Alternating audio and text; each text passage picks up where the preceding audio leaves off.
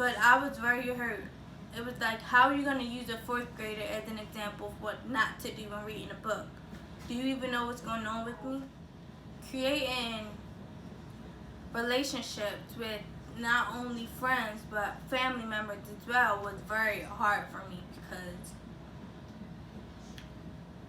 I never felt like I measured up to anybody.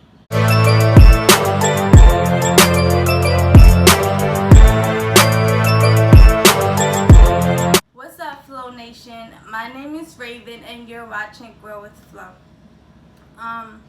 If it looks like I'm just on a bed, it's because I am. I just wanted to give you this video as encouragement. As you can see in the title, I'm going to be talking to you about my speech impairment. I'm also going to be giving you some advice at the end. So, before we start this video, don't forget to like, comment, subscribe, and turn on post notifications. This story time is important to me because this is not something I talk about to anyone. I just recently started talking about it my first year of college. This topic is very touchy and sentimental to me, so it's not something I want to go around saying, hey, guess what, I have a speech impairment. No. When I was about 15 months, I was diagnosed with a speech impairment. The doctors knew because I did not talk at all. I did not even say like baby words or anything. I didn't say anything. To go a little further back on that, I have a twin sister named Jasmine. We were both born prematurely about 2 months in advance. She was not able to walk and I was not able to talk. If you see me looking down, it's because I have some notes just to go through them. When I was 15 months all the way up until 4th grade, I attended speech therapy and was also in IEP. Going through IEP, they taught me how to speak and say words that I didn't know how to say. They taught me how to break them down. So now when I talk and I say words like computer or water or stuff like that, it's like I have to break down words for people to understand what I'm saying. Even if I don't say it exactly how they say it, I still have to say it to the best of my ability if I have to. So in elementary school, and people probably think this was not easy for me to do. It was very, very hard to learn how to read, learn how to write, to spell. It was just hard to do any of those kinds of things. Most people were very judgmental, treating me like I was below them just because I talk differently. Of course, there was a few nice people who always had my back through it all, and it was just hard. So I can give you a story actually about a teacher who treated me differently. Of course, I'm not going to use my teacher's actual name, so I'll call her Miss Mill. One day we stayed after to paint. And the teacher, Miss Mill, came to me and said, hey, can you come with me? So I went with her, and she asked me to read a book in front of her and a couple of other teachers. So my mindset, I was just like, okay, I didn't think anything of it. But after I got done reading the book, she thought I left out, but I could still hear. And then she was like, she told the other teachers, like, well, we can use this as an example of what not to do when reading a book. And at the time, I brushed it off because I didn't want anyone to know that I knew what she meant. But I was very hurt. It was like, how are you going to use a 4th grader as an example of what not to do when reading a book? Do you even know what's going on with me? So after that is when my 4th grade, I decided not to do IEP anymore. And I know as a 4th grader, it's like, why would they let you make the decision? But my mom was very open to letting us choose what we wanted to do. So she asked me, and I decided to not do IEP because I didn't want to feel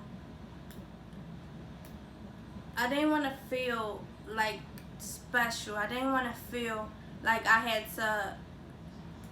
was being used for something that was negative. As you know, I decided not to do IEP anymore. So in middle school, it was very, very hard. My reading level was below everyone else's. My writing skills were good, but my spelling was very terrible. I always had to ask, like, how do you spell this or how do you spell that? But I'm also not the person to ask for help. I'd rather suffer in silence and to feel like I'm bothering somebody else.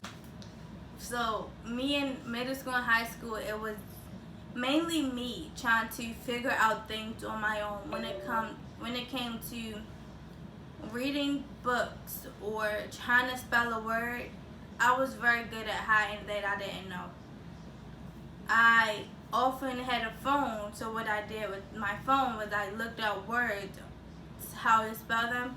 I spelled it to the best of my ability in Google, and then it told me the correct way of spelling it. Or how to pronounce a word, I typed it in Google and I listened to it multiple times. That's how I learned to pronounce words and higher my reading level. This disability caused me to have anger towards others and myself in many, many ways. Like, no one can understand what I was going through, and I didn't want to bother anybody to ask for help, so it's like I was struggling in silence every single day, and I never felt like I could measure up to anyone. I never felt important. I never felt strong enough to do anything. So it was like hardship every single day, me struggling every single day. When people actually made jokes about it, it tore me apart every single day. Up until now, people still, like, when I say computer or water, they basically copy me as like a joke form. But it's like I know people are joking, so I try to be cool with it, but it still hurts, you know. Now getting into high school and college, everybody knows it's those specific teachers who they call on random people to read or to answer a question on the board, you know. And I never wanted to be the person that was called on. Whether I was right or wrong, I never wanted to be called on. Please try to listen to what I'm going to say before I actually say it. From elementary school to even now, it's been very, very difficult to take tests. My driving tests, my SATs, my every kind of test, handwritten or hand motion or whatever. Even as you see, I got glasses, even sight. I always second guess myself. It's like I know the answer, but I don't say anything unless I'm 1,000% sure I'm correct. I never wanted to feel unimportant when I was in high school, so most of the times I kept my mouth shut. I just never wanted to feel like I was wrong or like I was less than the person I thought I was, so. And which speaks very poorly because I already felt terrible about myself, and just getting wrong answers in class made me feel like everybody was gonna laugh at me or make fun of me or anything like that, and it was just awful. Getting into specifically college life, there are professors now who call on people to read, and I never want to be that person to read because it's like there's long, hard words that I could probably say in my head, but it never comes out my mouth the correct way. Another short story, I'll use a random name, Mr. Jam. He called on people to read every single day. He was a great teacher, but I just hated the fact that he called on people to read. it got to the point where I had to leave my book in my book bag for me not to be called on to read, and which was hard because I'm the type of student who I'm always prepared, I'm always ready to learn, and I just felt like having my book I would have to read, so I always kept it in my book bag pretending like I didn't have my book to read. In my first semester of college, I realized that the only way I'm gonna pass is if I get a tutor or if I get help from a teacher. And I attend Frostburg State University for anyone who don't know. And I went to tutor track, which is what we have to get help in an English class. Just a side note, if you're in college or whatever grade, just because you get a tutor does not mean that they're going to teach you the way that your teacher wants you to learn. I'm going to be doing another story time to talk about my first year of college and my tutoring and all of that kind of stuff, so check out that video. I realized the only way I was going to pass was to get help. Now, the tutoring helped in my math class and every other class, but it did not help in my English class. But that's okay because I still passed the class. Yeah. I'm going to get into how having a speech impairment affected my personal life. So, okay.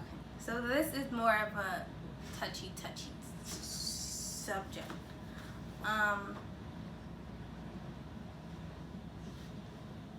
So creating relationships with not only friends but family members as well was very hard for me because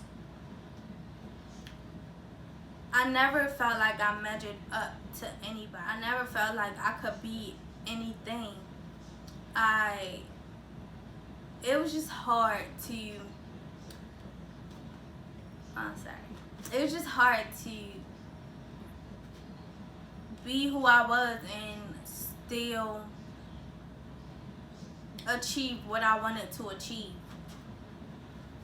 I'll start with my sisters. Like,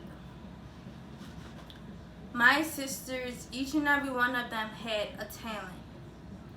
They were all strong, they were all smart, they were all, I know this is weird coming from me because I'm their sister, but they was all adorable, and I'm just like, so Jasmine and Trishana had this killer voice, so talented, tough, you know. Shauna was the little rebel type, Jasmine a little rebel type, you know. And then Jaya and Sugar, I'll do Jaya first. So Jaya was this independent black woman and who knew what she want, who went for what she want, who never let anybody tell her no, and she's still like that to this day.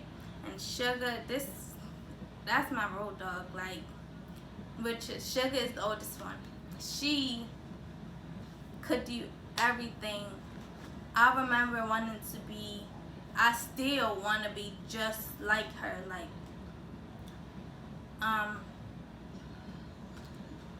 how I learned how to do everything, doing hair, doing nails.